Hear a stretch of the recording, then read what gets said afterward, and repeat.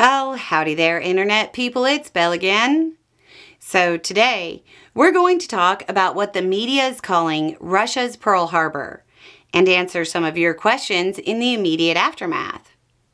Ukraine launched a massive special operation deep inside Russian territory over a pretty expansive chunk of the country, in some cases thousands of miles from Ukraine.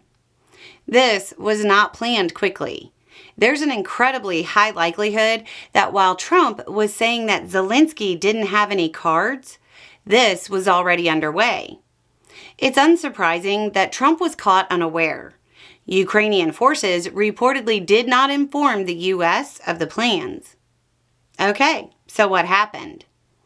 Trucks all over Russia were used to transport containers with specially constructed housings for swarms of drones. The trucks were parked near Russian military installations, and the swarms were released. Ukrainian Special Operations was deliberately targeting Russia's bombers. Russia was caught flat-footed. Ukraine is saying they damaged or destroyed more than 40 aircraft. I'm sure the exact number will be debated, but I saw multiple Tu-95s burning. Those are Russia's strategic bombers. There are reports of at least one Tu-22 being hit. It looks like they caught an A-50 as well. That's going to be expensive. For those more familiar with U.S. planes, they were hitting the equivalent of B-52s and AWACS. Estimates suggest that Ukraine damaged or destroyed somewhere between a quarter and a third of Russia's bomber capability. This was a special operation that will eventually be turned into a movie.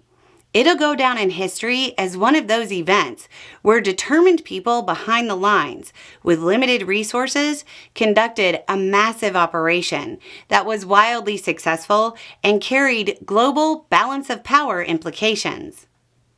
Let's jump into some of your questions. Is this really Russia's Pearl Harbor? It seems like the media is trying to give Ukraine a win.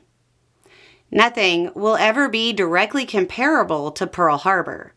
War has changed too much since that occurred. But it was a surprise attack, hitting aircraft, massively damaging the country's strategic capability, and it will take an extended period to recover from the damage. We don't have a complete list of what Ukraine hit in this yet, but if you go down the likely aircraft that were present, you have 5 or 6 main types of aircraft. Out of those, only one is still in production. Replacements won't be fast or cheap or probably forthcoming at all. Did they really hit 40 nuclear bombers? Not necessarily. That's the media exaggerating things. We have reports of just over 40 aircraft being hit. We know, and by that I saw, at least 4 strategic bombers on fire and billowing smoke. We don't know the makeup of the 40 aircraft yet. Why is Ukraine showing all this footage of how they did this? Won't Russia know how to stop it next time? Yes, they will. And they'll have to devote resources to trying to stop it. You're talking about security checks all over the country. It's very visible, very annoying, costs a lot of money, and reduces Russian support for the war as their lives are inconvenienced. Does this alter world thinking on drones? Absolutely. Things will have to change in every country.